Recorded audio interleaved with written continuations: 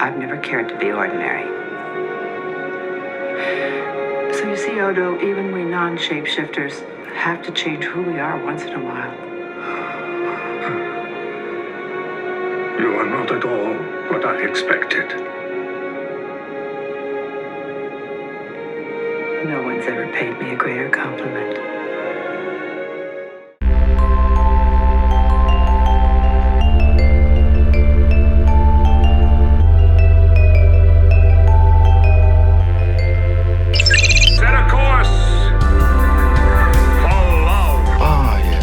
One of your earth emotions.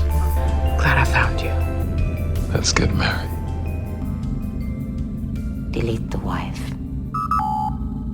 Greetings, Star Trek fans. Welcome back to Deep Space Love, the podcast where a married team of Trekkies explore love and romance throughout the final frontier. I'm Nicole Praska, one of your hosts. I'm Joe Praska, one of your other hosts. The only other host. The host with the mosts. Welcome back, everybody. It's been a minute. A hot minute, yeah. It turns out that moving houses with two young kiddos, ages around 3 and an infant, literally an infant, is really hard to do. Who would have thought? Who would have thunk it? Took us a lot longer to settle in than I think we anticipated. Yeah, it's hard to find time. I think that in theory, it seems like, we could just crank out a recording episode like in the evening when they're in bed, but sometimes we underestimate how tiring that can be. But that being said, we are back and excited to be back. I feel like I missed this. Agreed. Yeah, it's been on our minds. It's been on our to-do list for a long time. And so now we're back, and hopefully we will be back on a regular release schedule of once a month. That's what I feel like we've said that every time, and then we don't do that. Were we doing good before? A little bit. We're like once a month, and then it's like 2 months later. Life happens, and you have another podcast, so true. Yeah, no, I think at this point now that we are getting to the point of being settled in, our life was in a little bit of a just upheaval for like several months there. So I think we're doing good now, and we're finally a little more confident about where we're at with routines. So I do think we're gonna in a better place to crank some of these out once a month, hopefully. Anyway, enough about us and moving on to Star Trek. The last episode that we released, we began a segment that we called Trek Check, and so we'd like to check in on what's been going on in the Trek franchise. Computer, status report. What the hell was that? Trek Check. Thank you, Joe. Yeah, I like it's a cool thing to say. You thought that I was going to mess that phrase up a lot, but I have yet to do that. There's still time. That's true. I feel like I just want to say before we get into the Trek Check, I'll say, thanks. I noticed that she's making a face of very being impressed with my my witticisms here. That's what she's doing. Yeah. I wanted to compliment your. It's been a while since we've been recording. You have a really great public radio voice. Oh, really? Thank you. People have said the same about you. Oh, really? Mm-hmm. Well, I feel like mine's a little all over the place today, but right. As you introduced us, I was like, damn, that sounds like fit right in an NPR. Oh, I'm not looking for a new job, but thank you. just throwing your resume out there. Anyway, so Trek Check is a segment in which we just kind of check in with what's going on in the Trek world. And again, since it's been a little bit since we've done this, there's been a lot of interesting news and updates in the Trek world. Yeah, so a lot of cool things to talk about. This is a segment in which we can reflect on new episodes, new seasons of the series that have come out, talk about some updates or announcements that have happened, and just kind of live in the moment with Trek. So I have a few items on the Trek checklist for today, and I don't know if Nicole, I don't think you've read what I have on there for you. Do I? This is a complete surprise to me. Good. So the first thing that I wanted to bring up is that since the last podcast that we released, we were in the middle of Star Trek Picard. Now it's been a while, and we have finished Star Trek Picard season 2. So what are your general, in a nutshell, thoughts about Picard season 2? Were you happy with it? Were you disappointed with it? Were you okay with it? When we last checked in, I think we were all really excited with the direction because it had only been about 4 or 5 episodes. And I want to say that I think, given my ideas, I think that some of our opinions may have shifted a little bit. It was just a mixed bag of things, of plots, and of directions the characters were going. It was pretty jam-packed, maybe a little bit overstuffed. There were some really poignant and important moments, meaningful moments, and nostalgia. I do still feel like the new crew, so to speak, of Lwaxana was a little bit underserved still. I know the time stuff ended up being pretty cool. Loved seeing Will Wheaton at the end there. Spoilers, I guess, if you haven't seen it, but I'm sure most people who wanted to have. So that was really cool. And yeah, I'm not sure about Picard's mom storyline and the way that was portrayed. There was like some important things there, but I don't know. Yeah, I didn't have a whole lot of like well fleshed out things. We've talked about it, just the two of us, not with a mic. So, I'm not. Yeah, I think why don't you give some of your thoughts? I'm stumbling a little bit. Well, it sounds like you're trying to say it was just a mixed bag for you. Mm-hmm. Like it was, it came out. I would say came out hot. I think the first episode was really, really strong, and the first several episodes were pretty strong. And I agree with you that it felt overstuffed, but at the same time, I also felt like it was dragged out a little long. Like the time stuff, the time in LA, like I don't think there were some subplots that I maybe personally would have cut if I was there. And not that I'm a professional person by any means, but just felt like it wasn't necessary. And I agree with you. I maybe even take it one step further that I think some of the Lwaxana crew got shafted full on. Like some of them just aren't going to be back again. And it's a bummer that we spent some time building them up and then they're just gone now. I feel like a lot of we talked about this before too, I think. Yeah. A lot of the interesting stuff and development seemed to have happened off screen between seasons, yes. Which I think is unfortunate. I mean, it is Star Trek Picard, so he was the central character and, so everyone else around him in that series is not necessarily the focus, but they introduce these characters and yeah. And then it feels like sometimes they didn't know what to do with them or how to show their development or growth. Yeah. I agree. And some of them won't be coming back. I know it's disappointing. I think that I'm still happy with the first part of the season. I think it's good. I think the episode where we went into Picard's mind was probably one of the more ambitious episodes of the season. I'm not sure. I don't love the Picard mom storyline either. I think that was really messy with what they were trying to accomplish and just even like addressing mental health in general. But I think that episode was conceptually like innovative and kind of fun. And I like that they were trying to do something weird there. So I appreciate that. And it was also nice to see, I believe James Callis from Battlestar Galactica in a cameo role or a guest role as Picard's dad. That was pretty cool. And I will say that I think the finale kind of stuck it for me. The finale was good. I liked the moments between Picard and Q. I liked the moments back on the Stargazer. I think the ending, the finale was really weird and kind of bonkers and out there, but it was a fun way to wrap it up. Like I think sometimes Picard, the show gets a little weighed down and a little too self-serious. And I felt like the finale was like leaning more into the fun. And so I enjoyed that. Yeah, agreed. Oh, you talking about the episode where we were in his mind reminded me that we had a lot of that going on in our show watching at the time because we were also watching Moon Knight. That's Remember? right. We were like, right. this is weirdly similar. Yeah, there were some parallels there. That was fun. Yeah, some parallels. And so that was... Going into the mind. Yeah, that was a trend for a hot minute there. I mean, it's not a bad trend. No, it's good. I like it. I like it. Talking about mental health and things like that. I love it. The other big thing that came out is also since Picard season 2 has ended, we got a whole entire season of Star Trek Strange New Worlds. Oh my God. Yeah, right. And I would say, I'm going to just venture a guess and say you agree with me that not a mixed bag. I think we liked it, right? Yeah. Way more, I don't want to say way more positive, but it just was so strong in all of the ways that it did things. And so I was just so impressed. I think we had just talked about like a trailer, I think, the last time we recorded. Yep, just a trailer. And so we were wondering, we were excited about it, but like I'm more excited now that it ended, and I'm excited for season 2. And that cast is just amazing. And all the episodes, everything was like tightly written, and it just looks so cool, and like it's balancing the nostalgia factors really well with like modernizing that era of Trek.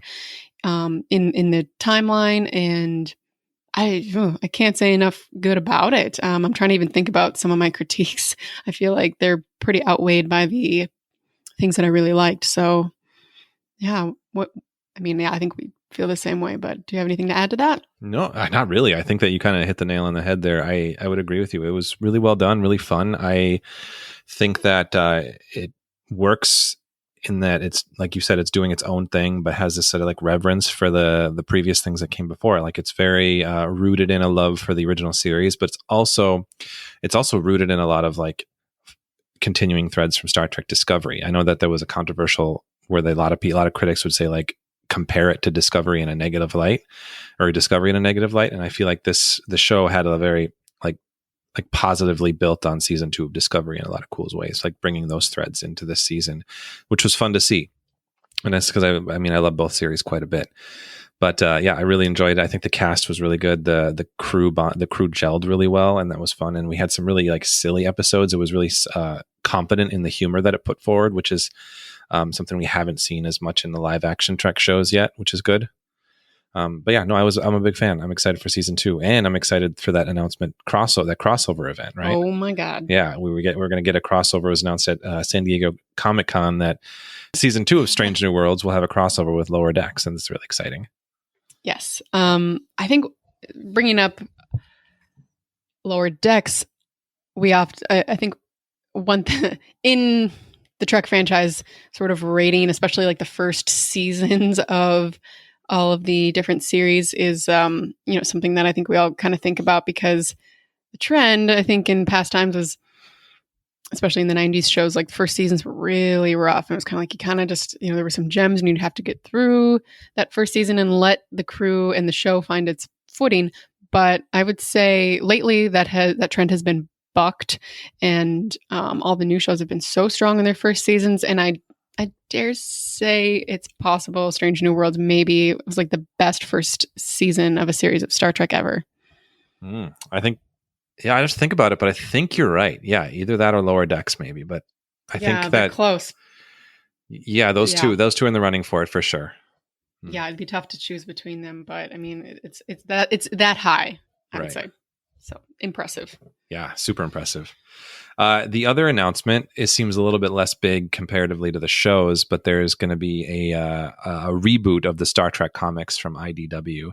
They are going to start again at Star Trek issue number 1, and it's going to be set in the, I believe, the 24th century era post Nemesis, and it's going to be following a return of Captain Sisko to Starfleet. And it's described as having a hodgepodge group of characters from the different series, and they threw out the term multiverse, which I know is really big right now.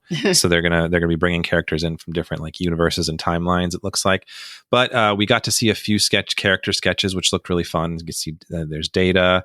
Looks like Dr. Crusher's involved, and some new characters. I think there was an Andorian and a Vulcan. But I'm looking for that. I think that I'm gonna punt over to you in a minute here about your thoughts on Sisko, because I think you have a lot of them. But I think that I'm excited to see Sisko back in the fold, because I know that it's super unlikely we'll ever get him in like live action again, just given that Avery Brooks doesn't seem to be interested in that, which is totally fine. But seeing his story come back, and I hope that they can kind of do the character some justice, given what happened in the finale of Deep Space Nine. But I'm looking forward to that. I'd like shows that play around in that era. I think the post-Nemesis era is largely unexplored, save for Picard, but that only really covers a small niche of things, honestly, even though it deals with some big events. Mm-hmm. It feels really like small compared to like what could be going on in the whole universe or the whole galaxy at that time. So I'm excited to see what that does and what it explores. And I don't know. What do you think? Yeah, it would be cool to see a story about Sisko post DS9, especially given I don't like the way Sisko's story ends in DS9. I don't know. It just didn't feel right. I mean, I was always kind of like back and forth on him with the prophets and him being the emissary and that whole like kind of plot thread throughout the series. It was like hit or miss for me usually, and I feel like he had finally embraced it, and it was like going was kind of on board with it for a while, and then like the way that they put the landing, like, I mean, I don't know. Sisko was like this awesome father figure, like one of the best in Star Trek, and at that point, especially, and as a Black man, you know, fulfilling that role of like being like this awesome father figure, you know. And then they just kind of like, he's like a baby on the way, and then like Jake still needs him too, you know. And then like he just goes, like the prophets take him, or he goes with the prophets and hangs out for a while, like for who knows how long. I know that's ambiguous because whatever, maybe he could just like he could spend like decades or centuries with the prophets and then like plop back into his life, you know, where he left off and have barely missed a day, I suppose, like because like anything is possible with the prophets or whatever. But I don't know, didn't love it. Like it was like the worst. Like DS9 could have been like the best ending of a series, you know, especially for like the 90s era Trek, and then like it just, I don't know, just fell apart for me when like Sisko goes with the prophets. I don't know. I didn't like that at all. So it'd be great to, you know, I don't know if they would like, if these comics would kind of go back on that or try to like revamp that so it's not quite the ending that it was, a similar way to like the Enterprise stories kind of like revamped. What am I trying to say? There's a word I'm looking for. Like retcon. Thank you. Couldn't think of that word. Retcon.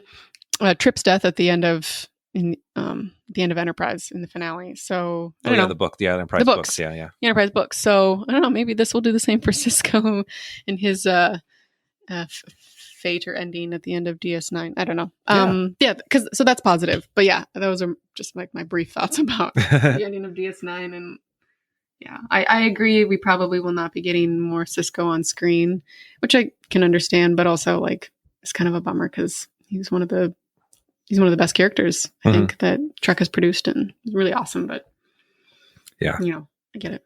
Yeah. So although we thought that Patrick Stewart would never come back either, and you know, never a lot of characters never, we didn't think we'd see again, right? But I don't know. Avery Brooks is a different person than Patrick Stewart. True. I don't know. Right. Well, anyway, look for that coming out. I don't know if it's this year or next year, but that seems pretty exciting to see. I think it'll be a fun series. I hope. I'm going to try to hopefully add that to a pull list and maybe get those issues. Speaking of DS9. Mm-hmm. Are we ready to move into? We're like almost 20 minutes into this episode, but we actually have a Trek episode that we're going over today. We do. Yep. So for those of you who might be new to our podcast, we're going to be digging into an episode of Star Trek and digging into a specific relationship within that episode, hence the Deep Space Love title that we have and we go with. But we are talking about a Deep Space Nine episode. Speaking of Deep Space Nine, also speaking of your season 1 comment, this is from the season 1 of Deep Space Nine. This is one of the good ones, though. This is one of the gems. I think so. Yeah, it's season 1, episode 17, and it's called "The Forsaken," and it had first debuted May 24th of 1993. A brief synopsis is Lwaxana Troi arrives on Deep Space Nine and sets her sights on a reluctant Odo. Also, data from an alien probe has an unusual effect on the station's computers. Boom. Thank you for that synopsis, Joe. Also leaves out the kind of other subplot. Were you going to bring that up? You know, it's not incredibly important to the relationship that we're talking about. No, it's not huge, but there were 3 kind of intertwined plots going on in this episode.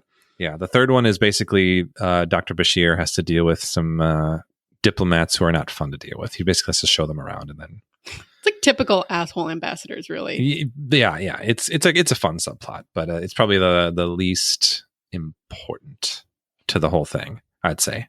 Right? Yes. Yeah, but anyway, I mean, I think that's it is important to bring up in the sense that like this show does have like an A, B, and a C plot, right? Mm-hmm. And they do it pretty well. So, what were your thoughts? So that goes to say, I think that like the Odo and Lwaxana plot, I guess, is for there to be like kind of 3 interweaving plots going on in this episode. It's not. So I think the amount of minutes that is dedicated to this is not very long. So it's pretty cool, like what it accomplishes in like the arc that it takes and like the short amount of time that it's actually put on the screen. It's definitely the highlight and the main reason this is even like a good episode. The other 2 plots are negligible, honestly. And you know what? so it gives us, so I'm excited because this gives us an opportunity to talk about Lwaxana Troi, because she is definitely one of the more interesting characters, especially female characters. Gosh, there's so much to say. I'm sure people have said a lot of these things before, but for being like an older, mature woman who's extremely confident in her sexuality, maybe a little bit too much, and I'll go into that, and just like always being her authentic self and not caring what other people think, which means a lot because she is Beta Z, so she can Betazoid, and she can actually hear most people's thoughts. So she probably knows what most people are thinking about her, and she does what she's herself anyway. And I think that's really a really great trait about Lwaxana. And in Odo, I guess we've got Odo's the other side of the coin here, and so we only watched this episode in isolation, of course, and so we haven't seen Deep Space Nine for a handful of years, right? Full on especially through. the first season. So it's been a hot minute since that too. So I can't quite remember what we know or think about Odo at this point, but I think this is a huge, I don't want to say dump, but a huge opening into the opening up Odo's kind of background and story and his character. So this is the first time we ever see Odo in his melty state. It is. Okay. Yeah. That's what I thought. And sort of his, the way he feels about that, and self-conscious. That's what I'm kind of going for. Because he's, this kind of like hard-nosed, like, what do they call him? The thin beige line, which was an interesting... Did you miss that? I think I missed that one. I wrote it down because, because there's all the, in today's world, they talk about the thin blue line and stuff, but because he wears his beige uniform, actually, and there was a line about him being the thin beige line on the station. And so I thought that was kind of funny. Yeah. And but that's, what we know about Odo. And so this like opens up into a different part of Odo that we haven't explored before, and really gives like this huge extra dimension to his character. And yeah, I don't know. The elevator scenes are top-notch stuff. And I think that plot specifically is a really great part of the episode, which makes this episode good. I agree. I think that I know Lwaxana Troi is kind of, I don't want to say divisive character, but it's just some of the episodes that she's in are not always the most fondly remembered of episodes. But this might be one of her strongest episodes for me. I think it's like you was talking about the elevator sequences, like they are, or Turbolift, I guess we should say, right? Turbolift. Yeah. Elevator. There's a whole like subgenre of stuck in the elevator, right? Like there's like a lot of stories that revolve around that. So that's a thing. But they're both like, she is very confident in who she is, but they're also like vulnerable to each other. Like the moment where she takes off her wig, like there's elements of herself that she doesn't fully reveal to the public. And in being vulnerable to Odo, she's able to help him open up. And it's some really powerful moments, like for both of those characters. Especially this early in the season for Odo, or this early in the series for Odo, to learn that about him and see him be able to open up to somebody, which he is unable to do for a long time in the series otherwise. Really. So I don't know. I think that it's a really beautiful sequence overall, and I really enjoyed it. I will say that I thought there was having watched it this time, the whole like concept of it where they're stuck in the Turbolift and it's close to Odo's time where he needs to go in his pail to like melt into the liquid form and like regenerate basically for like an hour, isn't it? I don't remember how long it is. I don't remember. It's some stuff we learn about him, but it added this like almost like Cinderella element. Oh yeah. I thought to me. So like, cause like, the idea of like Cinderella like has to be home at a certain time. Otherwise she returns to her original form or whatever. Like, so there's also a movie called The Swan Princess that kind of did that, but I don't know if you're familiar with that. I'm not as familiar, but I will trust your word on that one. But yeah, it reminded me of that. So like, there was this like, I don't know. And then there's this like, even with the relationship there, like thinking of Cinderella, like I can't let the prince see me in my my true form, sort of thing. Where he's also just like, I don't want you to look at me. He's turning away.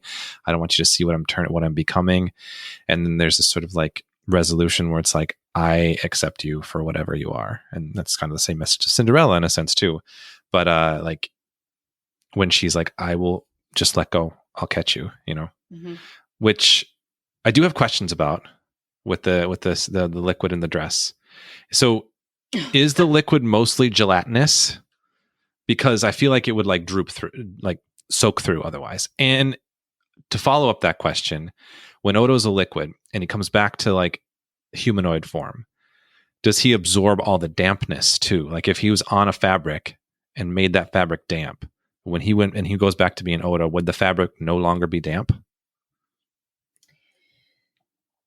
I don't think anybody except you has ever. Maybe some people have thought of those things. I'm sure there's a few. I don't know. It's important. Yeah, but I mean, I guess she could be wearing some very special Betazoid cloth that catches water really well or liquid really well. But I would imagine that most liquid or most fabrics are waterproof or liquid proof in the future. In the future, that's just going to be we'll my go with that. Yeah, it was a very sweet scene. Don't want to distract from it too much, but those are some questions that went through my mind.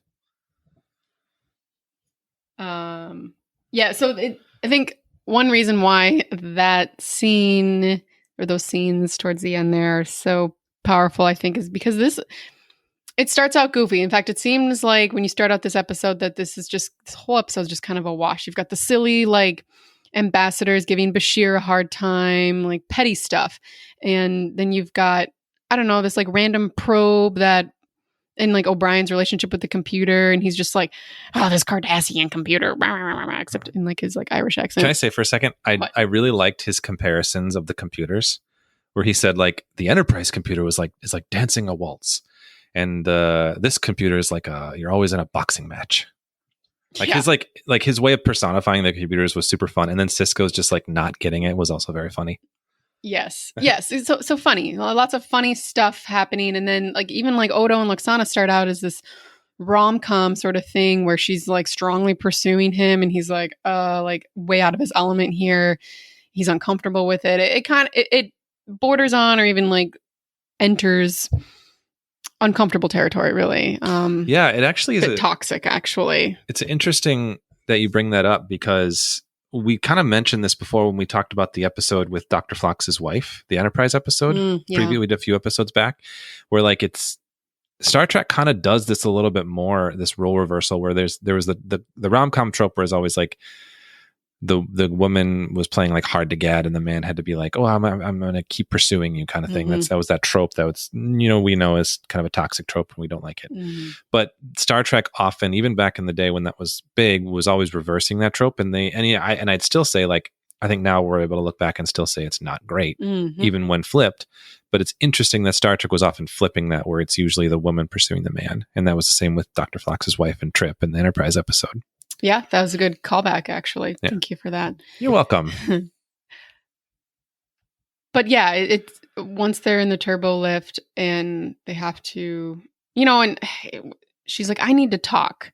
And he's just like, fine. And you could tell he's just like, how could I like liquefy and get out of this turbo lift and get away from this? Like, I mean, he kind of allows her to do what she needs to do in like, probably the anxiety she's feeling. And that's how she kind of lets out her emotions, is through talking, recounting the plot of a TNG episode where her and Deanna Troi, her daughter, are kidnapped by Ferengi. Menage a Troi. Yeah. Yeah. Which is also just kind of a funny callback. But yeah, and then I don't know, it just like the last like 5 minutes of them in the turbo lift kind of split up between other scenes. Like it's just such a intense turn, and for the best, for the good. For the better? For the better. Thank you. Having a hard time with words for the today. Good of all. One line though. I mean, it just kind of, it is a little bit funny when she's, she's kind of, they're doing this banter back and forth, and he's like, I have to turn into a liquid every 16 hours. And just without missing a beat, she's like, I can swim. Yeah, that was good. I do love that line. It's great. There were a few good lines, yeah. And then, I don't know, just some lines that stood out to me. I feel like lonely versus self-sufficient, like Odo's, I mean, that is a key part of him, is that he's so self-sufficient. He doesn't need anybody else, or need any help. Like, he helps other people and otherwise keeps to himself. And sort of Lwaxana is saying, like, you don't, are you self-sufficient or are you lonely? And kind of like, what is the difference between that? And, where does one blend into the other and that kind of thing. Also I don't remember what the line is, but it was sort of the difference between, like, it's a private matter and, like, being ashamed. I just thought that was some good stuff. Sort of like, 'cause he's like, it's a private matter. And so she sort of turns it into, like, are you, like, ashamed about this? Sort of trying to break down the idea of shame, and revealing her wigs to him, and just sort of, again, that becoming vulnerable, shame and vulnerability and that kind of stuff. Yeah. And again, as you mentioned before, how confident and she often comes off as, and like that moment to Odo, how much that meant for him, like having only known her as this, like, really overconfident, overbearing kind of character, like seeing her, like, willing to be vulnerable, and that she's not really just in it for, like, I don't know, like a quick one night stand kind of deal, which he sort of maybe thought might have been what she was pursuing. I'm not sure if that's necessarily it, or if he just is kind of an aromantic character. Yeah, that could be too. But once, I feel like once he felt like she was, like, truly trying to form that, like, emotional connection, like, he was like, I misjudged what's going on here. This is a good moment. Yeah, well, we've seen her, like, parry with Picard too, and in unwanted advances. I know. I do love it every time whenever she goes in the Enterprise. It's like, oh, Jean-Luc, what are you thinking about me? And he is just, like, all flustered. Only because, like, Picard's so uptight. But I mean, like, yeah. I don't know. I mean, I'm trying to think about, obviously, like, Picard doesn't have to turn into a liquid every 16 hours or whatever it is, but they end up having some good moments between them ultimately too, but nothing quite as deep as this.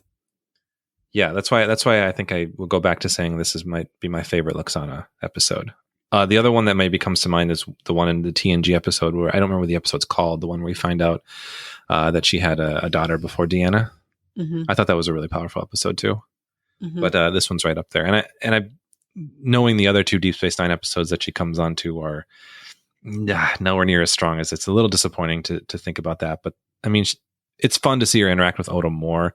I know there's the episode where they have the wedding to kind of help her out.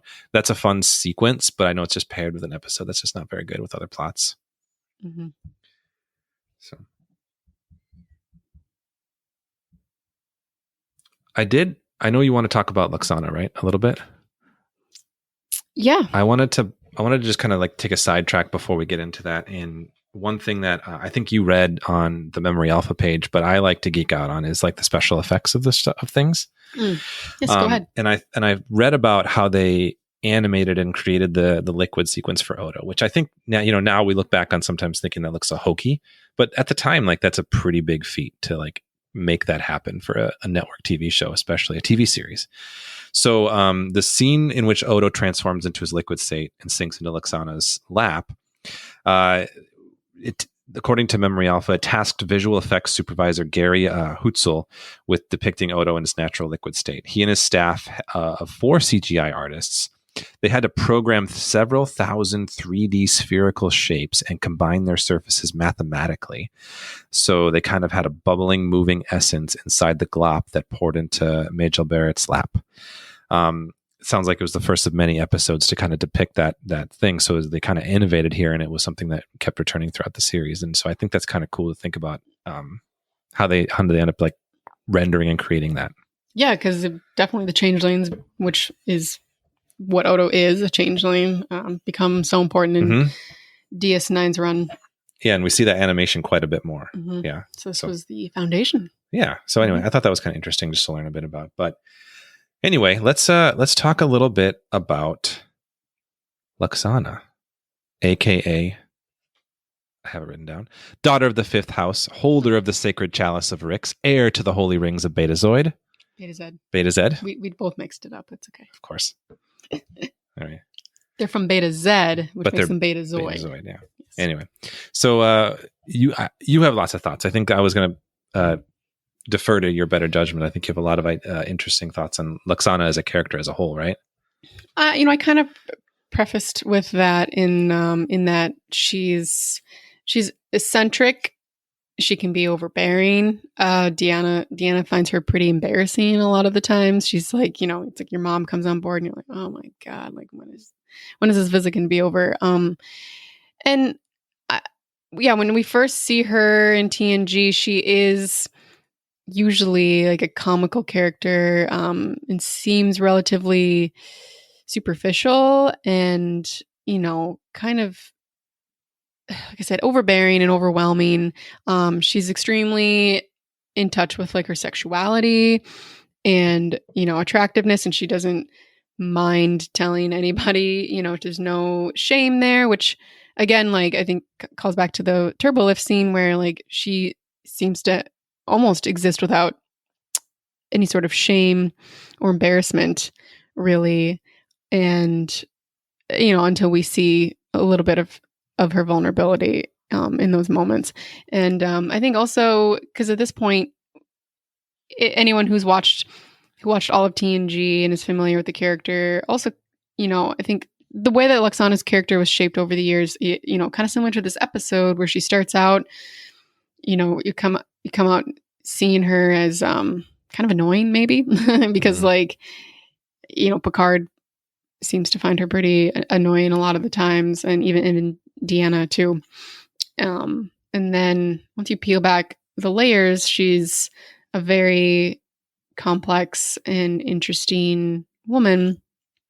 And yeah, I don't know, I think that's pretty special. And again, like the trauma in her background and just kind of the way she carries herself, even with like that pain, in there, and the way that she, can connect with people. And because I think her Betazoid abilities of being able to like read emotion, I guess not thoughts, but read emotions,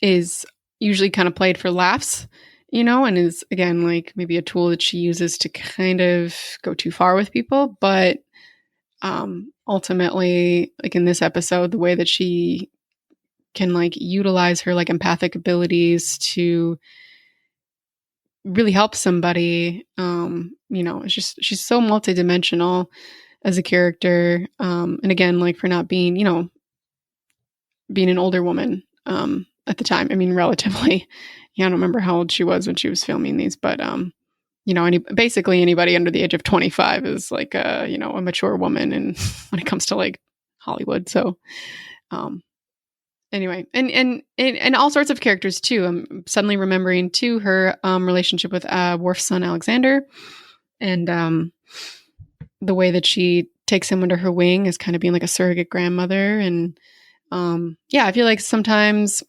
Lwaxana doesn't always get like the credit that she deserves when it comes to connecting with people and making them comfortable in the ways that she can. And yeah. I remember being really put off by her character at first, and like honestly, she's probably one of my favorites throughout this franchise, not just the series, because she's in multiple series. So, wow, there you go. That's great. No, I couldn't have said it better myself. I love that. I think that even the like staunchest Lwaxana Troi like haters out there, you have to give some sort of like props or recognition to Majel Barrett, though, for like. I mean, she just brought a lot to the role. Like even if you don't like the character, she's having fun doing it. You can tell, and that's just I'm just happy for her. And she's brought to life so many just different elements of Star Trek, like Nurse Chapel, right? The original number one, two very different characters that she played, not too long or far apart from each other. Mm-hmm. The ship's computer, Lwaxana Troi, like all very, very different kinds of characters, right? So like I think from what we see, like she's a great actor. Oh yeah, there's like, no doubt. And so it's you just got to give that shout out to her for sure. Mm-hmm. Yeah. Rest in peace.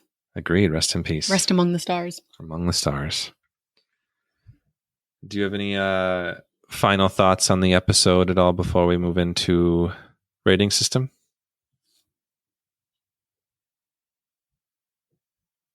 I don't think so.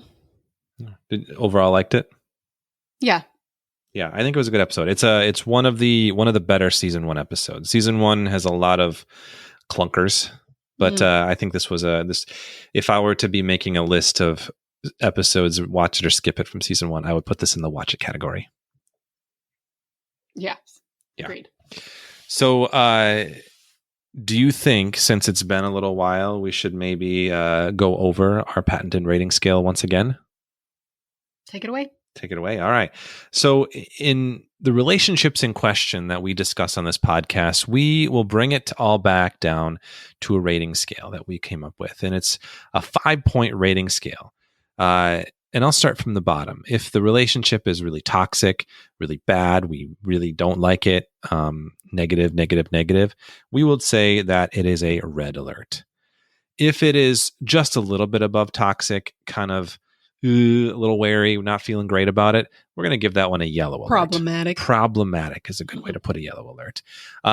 Then we have a fascinating, which is a good middle of the road. It's kind of like, okay, this could go either way. Not quite sure if we love it, not quite sure if you hate it. There's elements to critique, there's elements to like. That's a fascinating. We're starting to really like this relationship. We're thinking like, this is going really well. I like it quite a bit. We're going to say it's a fully functional. And if the relationship is just too hot to handle. You love saying that. Too hot to handle. I do. And it's just, we love it. We're going to say it's a resistance is futile. So now that we've reviewed that, Nicole, how would you rate Lwaxana Troi and Odo as a relationship in this episode on our scale? I think it's probably a solid fascinating for me, simply because of, the whole looking at it in its totality. Fascinating. I feel like it starts out in like yellow alert for sure kind of territory.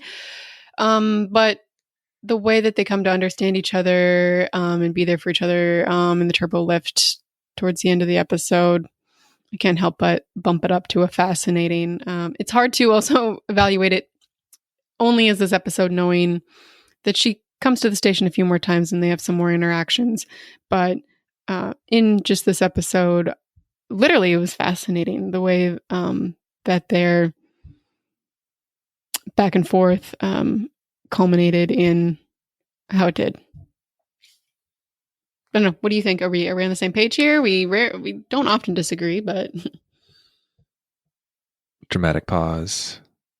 We're on the same page. Absolutely on the same page. Yeah, there's no tension here between us on this one. I gave it a full-on fascinating myself. Fascinating. I think for the same reasons that you said. I think that in the beginning it was very yellow alert. Like she was aggressively pursuing him. He even went to Cisco to say like, I'm uncomfortable with this, and Cisco's just like, deal with it, which is kind of not great.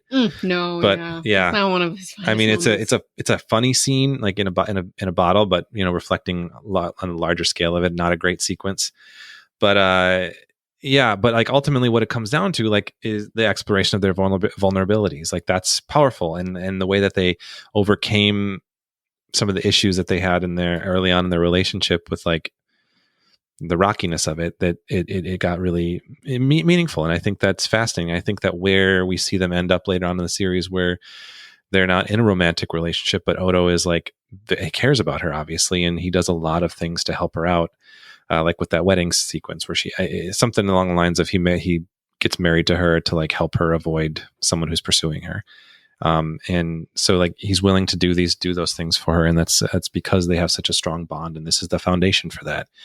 And so like, it's a little romantic, but it's also like not, it doesn't end up being a romantic thing. Like they don't become love interests later on. And so I think that it's cool to see that how, eventually we can see that something that they thought was going to be romantic is ultimately just, they're going to be really close. Kind of like what we end up seeing with, Dr. Bashir and Dax, right? I know there's some issues there, but like, that's another episode. Ultimately they become like friends. And I think that's nice to see that can happen,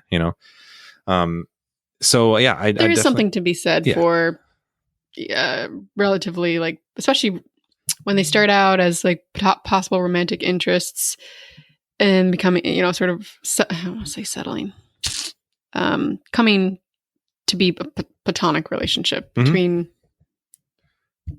Like adjusting the parameters of the relationship from Mm-hmm. romantic to platonic. Yeah. Mm-hmm. Yeah. There's something to be said for that. And I think that's cool to see.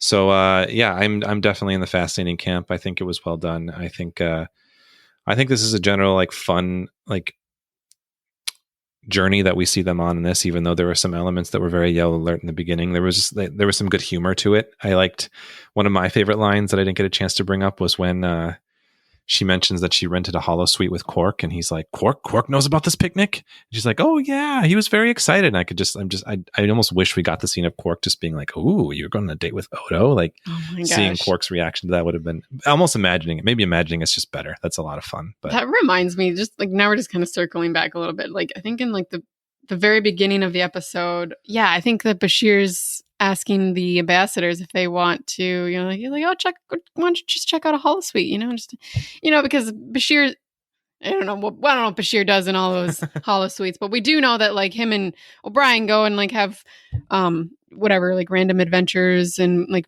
role play and like battles and stuff or whatever. I don't remember exactly what they do, but don't they do like kayaking or paddling? I don't know. They go hiking and stuff. Yeah, they do like. I mean, the holosuites are used for. They basically like bro holodeck. down. Yeah, but also the implication, and it's explicitly stated here, they're basically like, I don't want to use a Ferengi sex program. Yeah, it's just like explicitly said, and I feel like it rarely is. It's always like implied, but I wrote it down because I was like, oh, slightly taken aback by the fact that it was like explicitly named in this episode towards the beginning. Yeah, straight up establishing that fact. Yeah. So yeah, holosuites are interesting. I mean, like presumably like the holodeck, like people could do whatever they wanted in there, or I presume, I don't know how many like parameters, were on like some of these like Federation ships in regards to like what people could do. Oh, Barclay got really weird in the true. holodecks too, but like holosuite just implies this like certain activity, set of activities. All the firewalls are taken down in the holosuites. Maybe in the holodeck on the Enterprise, there's like blocked pages, like at work. Yeah, maybe that's what I'm wondering. I don't know, but now that you said that reminded me. Yeah, but no, I guess we're in agreement on this one. Yeah. Any other final thoughts? I don't think so. No, I think I'm with you. It was fun to get back in the groove here. I do want to take a little bit of time before we wrap up the episode to just kind of mention that there's been a few Trek people that we've lost recently. Right. I know there was a couple big ones. I know we lost David Warner, who was a pretty prolific British actor who was in Trek quite a bit. I think multiple different roles in the original movies, and he was in The Next Generation and under makeup. He's been in Doctor Who, lots of nerd properties, but he was a great actor that will be missed. I just watched him in the movie In the Mouth of Madness. Also, he was really good in that role. We also lost the actor Paul Sorvino, who played Worf's brother, adopted brother in one episode of Next Generation. He's kind of one of those that guy actors who you'll see in lots of different roles. It's just kind of like, oh, I recognize him. And so he's got a very storied career with lots of credits. And he passed away, I think, either the same day or the day after David Warner did. But I think one of the big ones that people have been really feeling was the loss of Nichelle Nichols just recently. Which is very, very tragic and unfortunate to hear. A big loss for the Trek community. She was just so monumental in all the things that she's done for society at large, such as like working with NASA, her social justice, or even just being in the role, like just being an important figure for a lot of people growing up. And she seems like she was a wonderful human being as well. I am really happy to say that we did get the chance to meet her just very briefly at a convention, a photo op. But I'm happy that we did. And our young daughter was with us. And so we have a photo that's something that's, I think, is going to be a treasured piece for us, for sure. Agreed. Rest in peace. Rest in peace to all three of them, for sure. Yes. Yeah. But I didn't want to close out the episode without mentioning that. So yes, thank you for that. Touching tributes. Anyway, we will hopefully be back in your ear holes in a couple weeks next month. But we're in the first week of August. Okay, so maybe 4 weeks.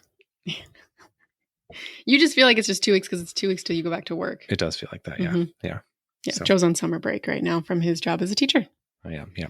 And, But not for too much longer. yeah, he's feeling the pinch of like the last 2 to 3 weeks coming up here. Anyway, we will be making the time again to release some more episodes coming up. Check the socials for updates. Yes, and hopefully we can get some guests back on the pod soon. It'd be great. Mhm. And exploring some more love on the final frontier. Thank you for joining us today, and remember to subscribe and review if you can. Follow us on Twitter at DSLovePod. And until next time, love long and prosper.